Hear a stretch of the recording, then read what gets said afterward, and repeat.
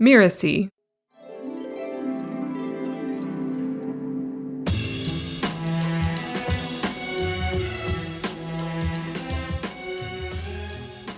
If I have to take on another project, I think about how's that going to throw off my practices or my balance in my life. If I have to make a decision, I'm as likely to light a candle and use a pendulum to think about how I want to make this decision. That's something I never would have done 5 or 10 years ago, but it's something I would do fairly frequently now. Hello, I'm Katy Valentine, and you're listening to Soul Savvy Business. I'm a soul-minded spiritual entrepreneur, a Christian minister, and a New Testament scholar, but don't let that scare you. I support all paths to the divine and use such tools as chakras, dreams, and intuition to get there. On this podcast, we explore the intersection of business and spirituality. We often separate our spiritual selves from our business selves, not fully leveraging the potential of either one. Is it even possible to integrate them if you aren't in a spiritually based business? This series aims to explore that and more.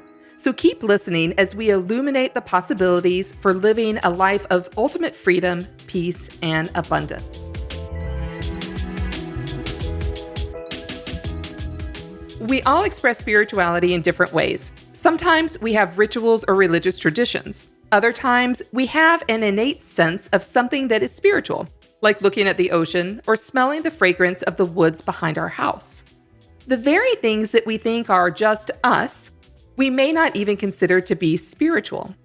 What if we could see the deepest part of ourselves, things that are intrinsic to us, as spiritual? There are some people who just do this naturally. They seem to radiate spirituality in all that they do and all that they are. My guest today is one of those people. I'm so looking forward to diving into this idea of intrinsic spirituality. But first,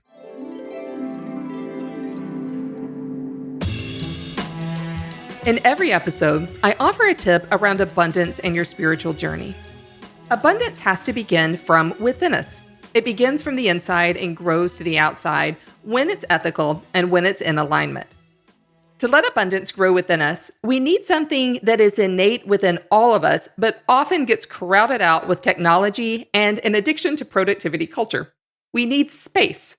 Or more accurately, we need spaciousness. This can come in all sorts of forms of quiet time, of meditation, but also walks outside and just time spent doing nothing. Unfortunately, TV doesn't really count. That's just free time. Spaciousness is the art of being alone with your own best friend, yourself. When we create spaciousness in our own lives, a few things happen. Our thoughts get lighter and more free. We also say no to productivity culture. And while there's nothing wrong with productivity, after all, we're entrepreneurs, our worth is not defined by our productivity. When we build spaciousness into our lives, we tell the universe that we can operate with spaciousness, that we don't have to do all of the time. This is a huge signal to abundance, which thrives with spaciousness. My invitation to you this week is to cultivate a little bit of spaciousness into your life every day, even if it's only for 5 minutes. Do nothing but be with yourself and see what magic happens.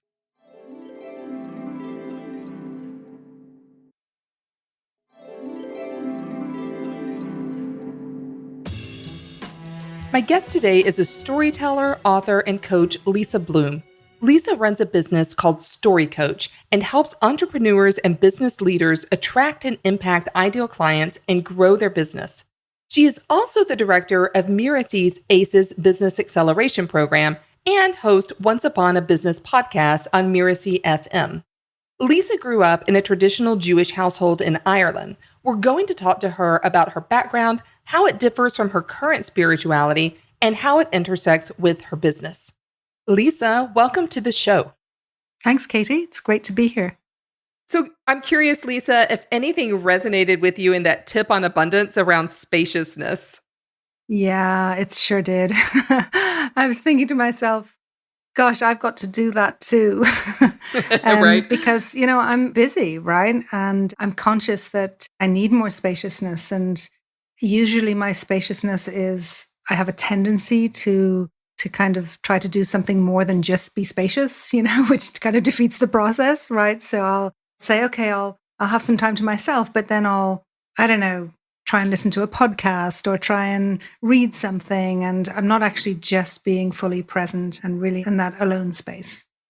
I'm so with you. And many of our listeners might be joining me in being a little bit of a workaholic because I really enjoy what I do. And so then I want to do it all of the time.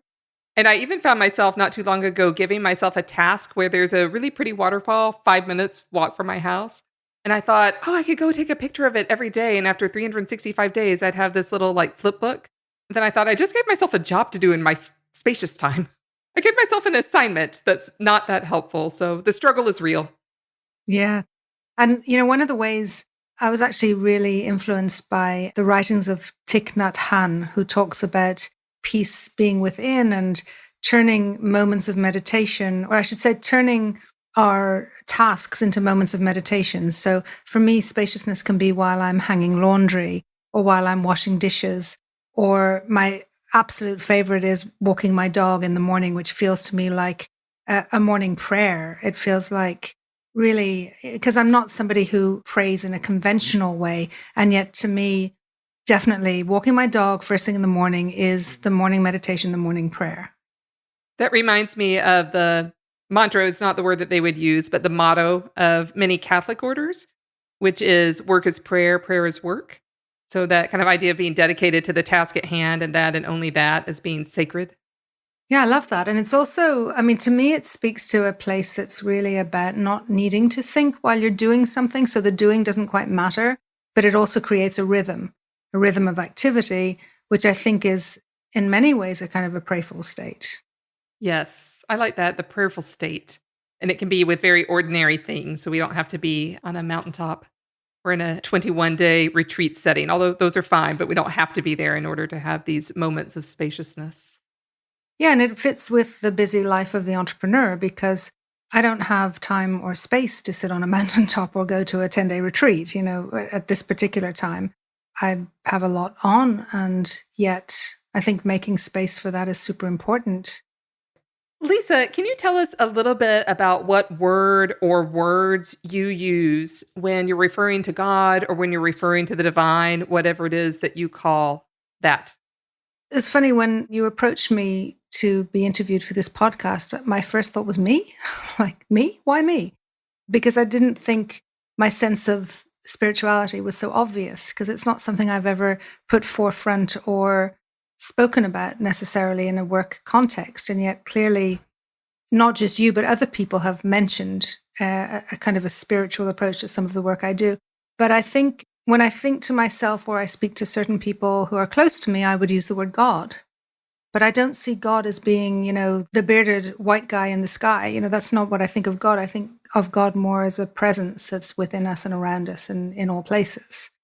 And so I've kind of moved away from very much the environment I grew up in and the type of Jewish tradition and concept of what God is. So I call that the Charlton Heston effect, where we kind of picture God looking a lot like Charlton Heston from the Ten Commandments, even though I know Charlton Heston played Moses, not God. But yeah, so you're using the word God, but you're not using it in the super conventional way. Right. So I think of God more as a presence, but if I'm talking about this presence, I don't use the word presence. I would use the word God because I think God is a great word and it has so much meaning and it can be interpreted by so many people in so many ways. And above all, I feel that God is personal and not something that I can explain that should be a certain way for others. I love your use of the word presence. Maybe that's one you're using for your own self and your own journey. Sometimes we don't even use words when it's just us alone either because there's no need for it. But in a story I just wrote about my childhood and my sense of God when I was very small, 3 years old, presence with a capital P is exactly the word that I've used. So I love that kind of union that we've both experienced. Yeah, I love that.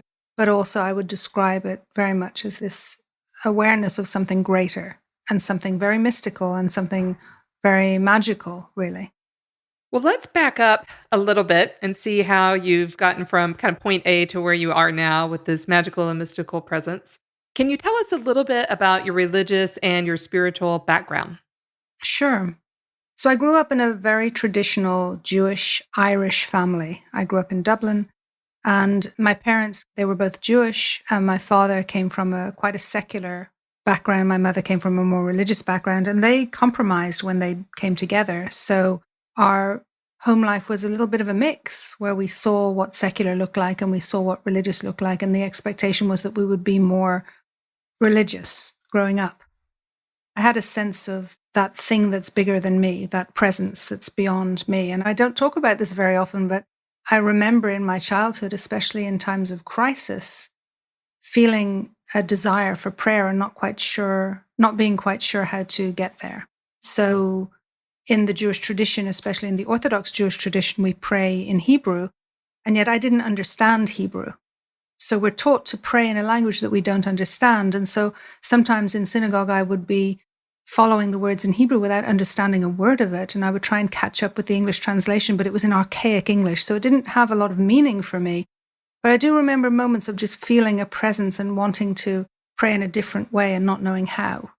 Judaism is a lifestyle. It's not just going to church, going to synagogue, and that is your Judaism. Judaism is very much about how you live in your home, what you eat, how you celebrate holidays. And it was always different to everyone around us because the Jewish community is very, very small. We grew up in Ireland where they used to say it's 95% Catholic, 5% Protestant, and the rest are Jewish.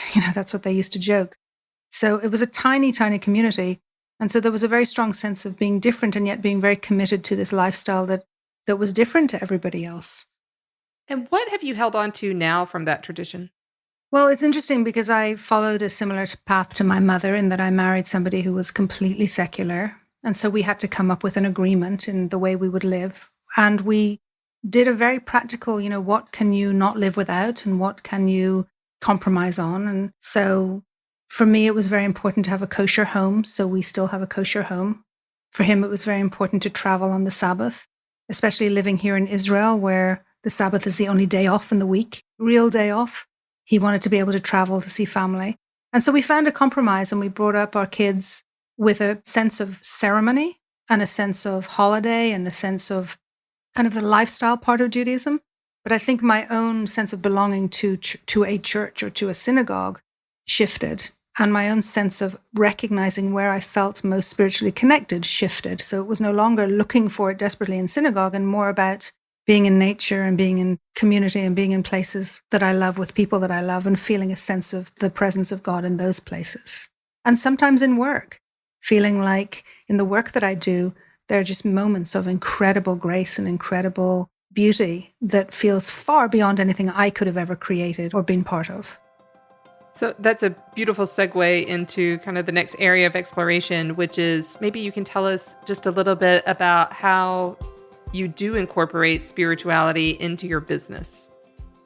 I don't think I do it intentionally. I don't think I have ever looked to or thought about how do I bring spirit into my business in an intentional way. Certainly not when I started out. For me, it was very focused on how do I make a living? How do I make this business work? And how do I do it in a way that feels aligned with who I am? And I think that alignment meant that the spirituality was infused without intention because that's who I am. So there's a spiritual part of me that I haven't really looked or needed to define in a business context. And it kind of seeps in without even realizing. So for me, authenticity in business, and especially online business, especially when you're working in a virtual way, authenticity is so much a part of what I bring and what I teach and what I believe. So if I'm being truly authentic, that spiritual piece is going to seep in without me realizing. And I guess that's what's happened. Yeah, I love that you're doing this just by being authentic, just by being who you are. And in some ways, that's the way we can maybe be the most spiritual beings that we are by not trying to make a bunch of round pegs fit into square holes.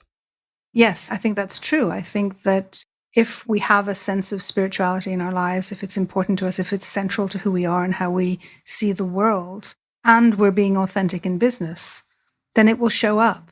And it doesn't require an enormous effort. I love that you've been able to keep the parts of the tradition and the ritual. Like, it sounds like you've created a container within your household for that to continue with keeping kosher, with making, compromises with your husband and creating a household that honors the traditions without being enslaved to them. Yeah, for sure. And at a certain point in time, you also realize that every person in your home, particularly your children, are going to follow their own path. And it may not be the path that you would want for them or choose for them. And part of my beliefs are being able to just let them find their way and be really open with them. So when I talk about things that seem strange or unreasonable or, my youngest son said to me the other day, well, I just don't believe that. And I said, okay, that's fine. I'm okay with that. You don't have to believe it, but I do, and it's who I am. And then my other son, a few weeks back, when I was telling him about some adventure I had been on, and there was spiritual content in it, and he looked at me and he said, Mum, I don't really believe that, but I think it's awesome that you do and that you've experienced that, and it's so interesting. And so for me, that my kid can say that without feeling like I was threatening him or pressuring him that he had to believe, that gives me hope that he'll be open to spiritual experience in the future, even though he may not be right now. Oh, yeah, absolutely. And the quickest way to strangle someone's openness to spirituality is to insist on how they have to be or what they have to believe or what they need to do.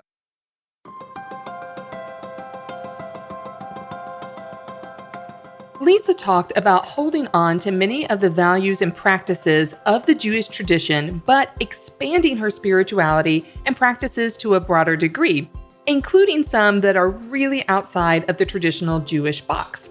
This really resonates with me as a Christian minister who also uses tools that are outside of the traditional church box. I asked Lisa to talk a little bit about how either her traditional background or her current spirituality has influenced her as an entrepreneur, and if she has any unconventional tools of her own that she uses in her current spiritual practice. Well, I think when I initially made the decision to start my business and to pursue what I'm doing now, it was very much informed by the culture, which to me is partly a religious culture around the centrality of family. And I knew that even though I had a corporate career and I was doing well, once my kids, a few of my kids were born and I saw what they needed, to me, being a mother was central. And I knew that I had to change the way I worked. That was clear to me. And then it was a matter of how do I do that? And how do I find a path that's going to allow me the flexibility to be in their life all the time and also to build something. As I grew my business, I don't think I had a connection particularly between my spiritual self and my business self. I think I was quite disconnected from it actually in the initial years. I think that's changed over time. I think that in the last maybe 5-7 years, I've opened up to different types of practices and different types of what I would see as being kind of spiritual content or spiritual perspective that very much informs all the things I do in the way I make decisions, in the way I just move forward into the opportunities I take and the opportunities I don't take. If I have to take on another project, I think about how's that going to throw off my practices or my balance in my life. If I have to make a decision, I'm as likely to light a candle and use a pendulum to think about how I want to make this decision. That's something I never would have done 5 or 10 years ago, but it's something I would do fairly frequently now. As you say that, I just reached for the pendulum that's to my left that I keep really near my desk all of the time. And I'm curious if you might just speak into that a little bit. What is it about that practice that feels in alignment with you, or how does that help you? Well, so over the last few years, when I've become aware of things like crystals, ceremony, and being more open to different ways of perceiving and different types of intuition, I might find myself in the middle of a particularly challenging conversation and find that there's a crystal in my hand that I hadn't noticed I'd picked up, but that suddenly it was there. And I believe that those energies are here to support me. And the pendulum is something that I'm fairly new to the pendulum, only in the last couple of years, but it's something that I've seen to be helpful. I do believe we have guides, we have, angels, we have spirit around us that can support us if we choose to allow them in. I've spent many years not acknowledging that or not knowing that or not allowing them in. But in more recent times, I might meditate and ask a question and then the answer becomes super clear, or pick up the pendulum and ask a question and then the answer is very clear, or simply hold a crystal in my hand or on my lap and feel like, oh yes, I know what to do now. So for years, I've been working with people and been able to reflect to them a level of understanding and intuition and perception that I had no way to understand it or describe it or share how I did it. And yet I trusted it. And it didn't come from some kind of a logical, intentional place. I believe it came from an inspired spiritual place. And similarly, I really struggled with stage fright. And I've been a speaker for many, many years, and I've struggled with stage fright my entire life. And I would find myself, when I realized, okay, this is something I truly want to do and I love doing, I'm actually quite good at it, I would find myself, as I prepared to step on stage, in absolute terror, just saying to myself these mantras and these thoughts that were, trust the space, trust the story, know that you're just channeling stuff from somewhere else. It's not you, it's you're allowing this to come through. All of this kind of spiritual stuff, I've been doing it for years, but I didn't really recognize it as, oh yes, this is me being spiritual. I didn't see it as that. This was just me tuning into what was there in that moment and what I felt to be true. So this is beautiful for me to be able to talk about what I call the woo-woo part of spirituality that's actually very not woo-woo once you begin to incorporate it in what feels like to me, for you, in a very, very authentic way, because these are tools. They're not magic wands, so to speak. They don't solve everything. They help us tap into our deepest selves. And I use crystals and pendulums in very much the same way, and kind of the way I appeal to guides or angels or spiritual presences is also very similar. They're part of the unseen reality that exists just beyond my senses, but the more attuned I get to them, the more I'm able to kind of tap into that energy, and it helps me align with my business. And I'm curious if that feels true for you too. Well, it does, Katy, but what also occurs to me is it does not surprise me at all that this is your practice, but how on earth did you know it was mine too? It's not something I ever speak about or have ever spoken to people about. It's so funny. And yet you invited me here. It's so interesting. We'll let the spiritual universe take care of that piece and just be grateful that we're connected in this way and can share this part. And I have a feeling there's a lot of entrepreneurs out there who are secretly like reaching for their pendulums right now, or wishing maybe that they had a pendulum, or those, there might be listeners who say that's just not for me, which is also okay. There's so many different ways to be in alignment. This is just one small tool that, you and I both happen to connect with. When I was a very, very small child, before I could read, I had a cassette tape that went along with the book. And the cassette tape would beep when I was supposed to turn the pages to see the new pictures. My favorite ones were stories from the Bible. And that's really, I think, how I got to love scripture as story, rather than as rules or as a book of condemnation. It was a story that I was invited to see myself in. For me, this is such an empowering way to view and to participate in sacred stories like scripture. Story is such a foundational way that we tell about our spiritual past through our spiritual present. Christians often look to the Bible as a source of inspiration, of story, and let's face it, sometimes as a set of rules. The Jewish tradition, of course, also sees the Hebrew Bible or the Old Testament as scripture. Judaism also has a couple of different sets of tools for engaging with the story. The Talmud is a collection of ancient oral traditions, stories, and commentaries on the Hebrew Bible. These layers of stories and commentaries form a fabric with the original story from the Bible for Jewish interpretation. Another layer to add is something called midrash. Midrash is an interpretation of a story, and it's often done by telling another story. The ancient rabbis would tell a story to interpret a story from the Bible. So in Judaism, there's this really beautiful, rich tapestry of story on story on story that helps explain something important. This is also fascinating to me. And of course, Lisa's business is steeped in the telling of traditional folk tales and fairy tales, extracting valuable lessons from them. So I had to find out if Lisa's love for storytelling is intertwined with her own spirituality. I often joke that growing up Irish Jewish, like what else could I have become than a storyteller? Because both traditions are steeped in stories, right? I often ask people this question, who was your first storyteller? Who was the person who told you stories as a child? And one of my very first storytellers in my life was a Carmelite priest who was a good friend of my father's. And he would come over and he bought me a book of Bible stories and he used to read me these stories. And it was ironic that, firstly, my father was very interested in many things in philosophy and religions, and he was not a very well-educated man. He left school very early in order to work, and yet he was very interested in this, and he befriended this Carmelite priest. And he was a huge figure that really helped me embrace stories. But growing up in Ireland, stories is how people communicate, and it's part of the language, it's part of the culture. And then Jewish faith is full of stories. Some of the best storytellers I've known in my life have been rabbis. So I think that it was always deeply connected for me. And perhaps now is the first time I've ever said that out loud and realized it, that it was deeply connected to my sense of spirit and connection and culture. And so what I've always loved in Judaism is the ability for, a group of rabbis to come together and interpret things differently and then argue it out. And all those writings and those thinkings are recorded and people are invited to step in and to have their own opinion and their own interpretation. And very often the oldest of stories from the Bible or from any of the interpretations are as relevant now as they've ever been because they deal with human emotion and human experience.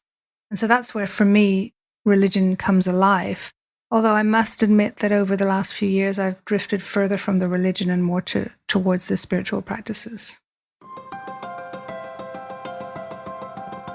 As I thought about what Lisa said about drifting from religion into spirituality, it made me think of my own drifting, how my beliefs around certain things like money have changed as a result. We've certainly talked about the power of story to resonate and to help us form our own identities, but stories can also play a part in keeping us very small. For instance, if we have a story around money being shameful, or a story around abundance being only for certain kinds of people but not us, those stories can limit us. Yet stories can also set us free. When I learned how to tell myself a new story around the value of money, around the excellence of abundance, my own money story changed and expanded and got bigger. And of course, we all know that sometimes spiritual and religious backgrounds can keep us feeling very, very small around money and abundance. I asked Lisa if her own religious or spiritual beliefs have ever influenced the way she thinks or feels about money. So my first reaction, as you asked that question, would be no, not really. And yet, certainly around money, I feel like my family stories and my early experiences were much more of an influence on my attitude towards money and my choices around money. But the sense of abundance is definitely a spiritual concept for me. The belief that all is well, that things happen for a reason, that people are always doing their best, and that the universe is an abundant place. That's definitely a spiritual belief that I have. Yeah, and going back to the abundance tip from today about spaciousness, it feels so resonant to me what you said, that abundance really is a practice. And one of the practices, there's many, but one of the practices we could put into place would be providing spaciousness. And partly that helps us get out of that fight, flight, freeze. It helps get us into a space where we can experience abundance, like spaciousness itself is abundance. So I'm curious if there's practices we can put into place to help us cultivate that sense of abundance as a spiritual practice. Yeah, and I also think it's about recognizing in yourself what is that space for you or what is that practice for you. So for some people, it means, going to church and praying, or for some people, it means going elsewhere completely. For me, it's about, going to the beach and walking in the beach, especially in winter, or being in a forest, being in a beautiful, beautiful natural space, or just having those moments of laughter with people that you love. These are the places for me that create a sense of abundance. And sometimes, Brené Brown talks about how joy is one of the hardest emotions to experience. We don't allow ourselves to experience joy. But in those moments where we do experience joy, that is, to me, a spiritual moment, a moment of absolute abundance. That's beautiful. Before we wrap up, I wanted to ask Lisa if she had any parting advice to share with our listeners. So I'm not sure I'm the person to give advice around spirituality, to be honest, because I feel like such a novice. But maybe that's the advice, is allow yourself be a novice. Allow yourself the grace of learning and exploring and figuring out what are the right places and spaces and practices for you that help you to connect to something that's going to give you that sense of meaning and spirit in your life. And not to expect that it's going to happen fast or that it's going to be what everybody else does or what anybody tells you that you should be doing, but instead this gentle exploration around where you need to be and who you need to be. And then one other thing that I think is important is to allow yourself the time and create the intention to explore the stories that you may be telling yourself that would prevent you from discovering this path. The stories that don't essentially belong to you, the stories that somebody else has been telling you or that you've been told over years or in your childhood, that would tell you that